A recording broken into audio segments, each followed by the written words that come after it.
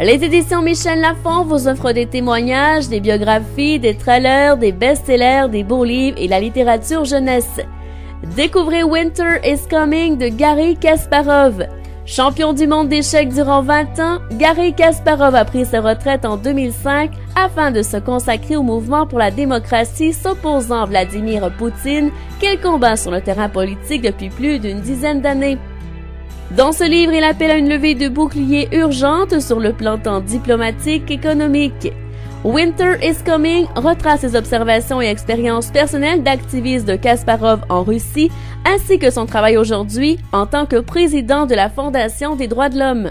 Vous écoutez Samedi de lire avec l'auteur invité d'Amélie Boivin-Enfield. On est maintenant rendu au segment chronique littéraire de cette semaine en compagnie d'une nouvelle collaboratrice, Suzanne Dion. Bonjour, Suzanne, vous allez bien? Bonjour, oui, très bien. Et on va commencer avec une grande dame qu'on connaît bien, du moins qu'on pense bien connaître, c'est Madame Hillary Clinton. Et vous allez commencer avec l'ouvrage Madame Américain, un livre de Richard Etu et Alexandre Sirois, publié aux éditions La Presse. Qu'en avez-vous pensé?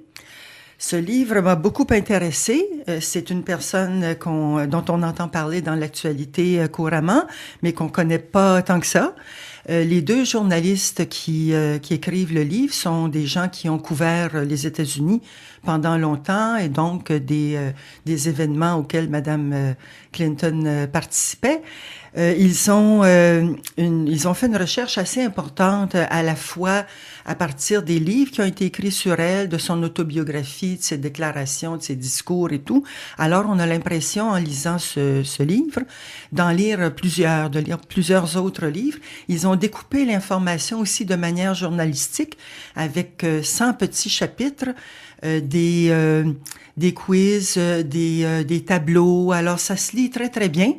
On a l'impression aussi après de connaître à la fois ses grandes qualités, ses défauts aussi, ses grandes réalisations, ses grandes erreurs, comme son manque de transparence qui lui coûte toujours cher.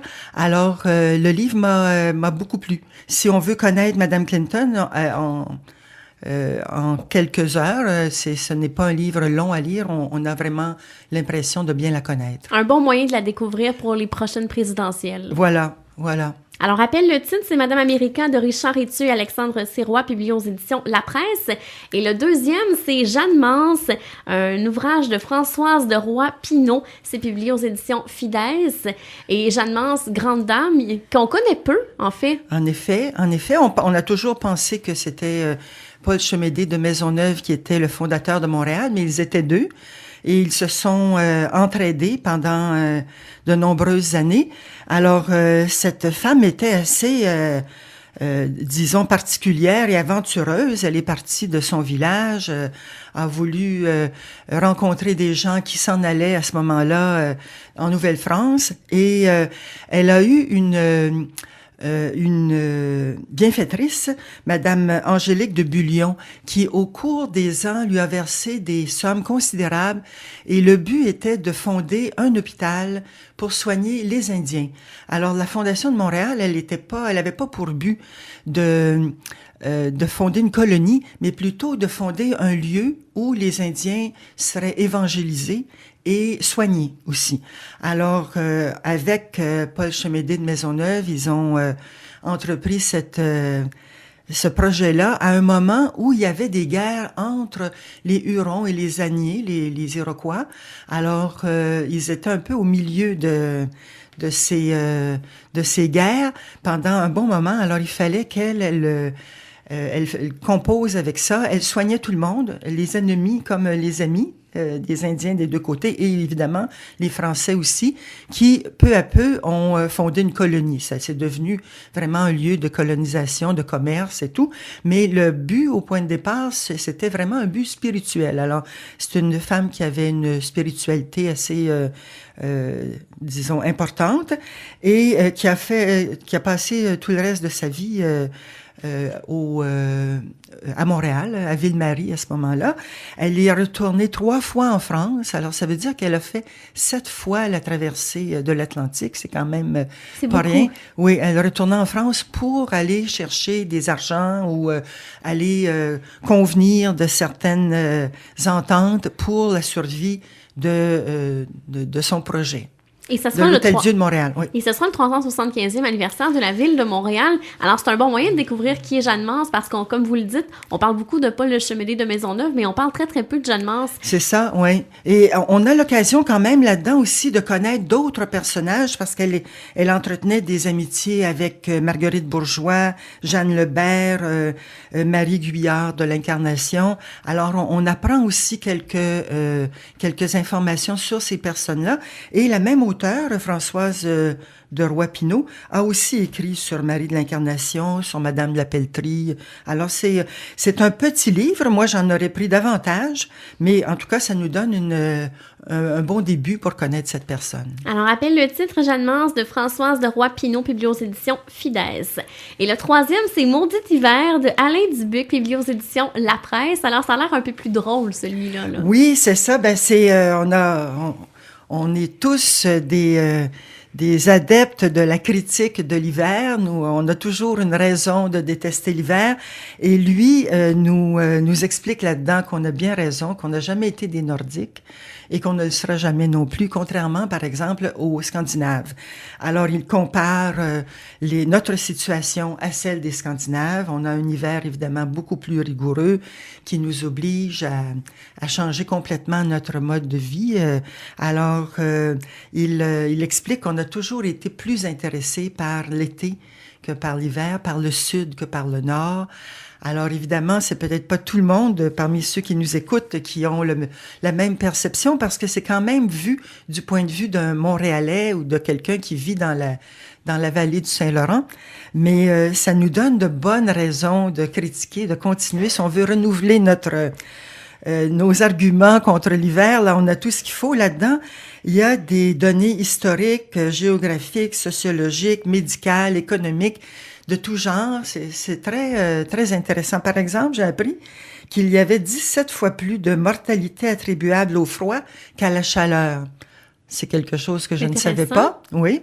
Alors, c'est un ouvrage, c'est ça qui ne manque pas d'humour et qui est très limpide, évidemment, comme l'écriture habituelle d'Alain Dubuc. Mais on se réconcilie pas avec l'hiver en lisant ça. Non, là. Non. Alors, rappelle le titre Maudit hiver de Alain Dubuc, puis aux éditions La Presse. Et le dernier ouvrage que vous vouliez présenter aux auditeurs, c'est Oscar de Mauricio Segura, publié aux éditions Boréal. Alors là, vraiment, on parle de littérature. C'est un beau roman, bien écrit, basé sur la vie d'Oscar Peterson. Alors, ce n'est pas une biographie du grand pianiste de jazz, mais plutôt un roman qui est basé sur différentes étapes de sa vie. Un roman dans lequel on a ajouté du merveilleux merveilleux qui fait comprendre le personnage d'une certaine manière. Alors moi, j'ai beaucoup aimé ça. Ça nous rappelle aussi que Oscar Peterson est né à Montréal, qu'il a grandi dans le quartier de la Petite Bourgogne, qui était à ce moment-là un quartier où se regroupaient beaucoup les Noirs qui étaient présents à Montréal. Il y avait beaucoup de clubs de jazz aussi, donc il y a des musiciens importants qui s'y produisaient. C'est comme ça qu'il a commencé, lui, à jouer dans les bars. Et puis, il est parti d'une situation vraiment de misère et il est devenu quelqu'un de riche et célèbre, un des plus grands pianiste de jazz. Alors, on parle là-dedans de ses relations avec sa famille, avec sa communauté, avec les femmes, avec son impresario, avec d'autres musiciens aussi. Alors, il y a plusieurs personnages secondaires intrigants et c'est écrit un petit peu... C'est une écriture qui ressemble à une partition de jazz. Alors, c'est intéressant. C'est un beau livre. Êtes-vous une fan d'Oscar Peterson? Pas vraiment, mais je l'ai déjà vu en spectacle. On n'a pas besoin d'être une fan de Oscar Peterson pour apprécier cet ouvrage-là. Non. Ah non, même on pourrait ne pas connaître Oscar Peterson. Puis c'est l'histoire d'un jeune né dans le quartier de la Petite Bourgogne et qui a fait son chemin parce qu'il est devenu un très, très bon musicien. Et avez-vous aimé la plume de l'auteur? Ah oui, beaucoup. C'est un auteur, un véritable auteur. Il a écrit aussi 4 autres romans que je n'ai pas lus, mais que je me propose de lire. Côte des Nègres, Bouche à bouche et Eucalyptus. Alors, oui, c'est un bon écrivain qui a une plume particulière. Alors, rappelle le titre, c'est Oscar de Mauricio Segura. Et là, Suzanne, on change complètement de registre. Moi, je vais vous présenter 2 ouvrages que j'ai lus cette semaine. J'ai commencé avec un qui s'appelle L'Abécédaire du plaisir solitaire. Alors, c'est de Louis Hémon et de Caroline Allard. Il y a des illustrations à l'intérieur de Jimmy Beaulieu. Et ce sont les 26 lettres de l'alphabet avec 52 mots avec des définitions coquines, directes, détournées pour parler du plaisir solitaire au masculin, mais également au féminin. Alors, un livre original qui nous fait rigoler, un livre qui est entrecoupé de citations comme par exemple « Ne te moque pas de la masturbation, c'est faire l'amour avec quelqu'un qu'on aime », une citation de Woody Allen. Ou par exemple, je vais vous donner une citation, alors « Main », non féminin, amante parfaite qui sait quand serrer, quand accélérer, quand relâcher, quand ralentir, quand tout arrêter, quand reprendre, quand changer de position, quand revenir à l'original, quand appeler sa jumelle en renfort, quand laisser l'initiative à cette dernière et quand la reprendre. Elle n'attend ni félicitations ni qu'on la rappelle le lendemain, parfaite comme on vous dit. Alors, c'est très, très rigolo. Alors, je pense que ça peut être un bel ouvrage à s'acheter, peut-être à lire en couple. C'est vraiment très, très rigolo. Moi, j'ai eu beaucoup de plaisir à lire tout ça. Alors, c'est L'Abécédaire du plaisir solitaire aux éditions Québec-Amérique. C'est de Louis Hémon et de Caroline Allard. Et Louis Hémon, lui avait lancé le défi de faire un abécédaire du plaisir solitaire. Et c'est là qu'il est allé chercher Caroline Allard pour écrire le tout.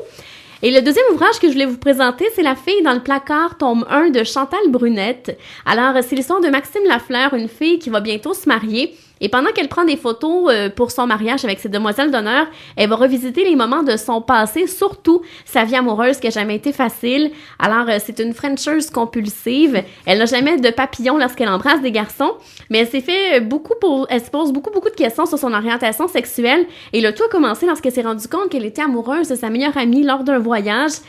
Alors, elle va multiplier les conquêtes masculines pour tenter d'oublier le tout. Alors, une jolie pompière va venir la troubler et la ressemer le doute dans sa tête et dans son esprit.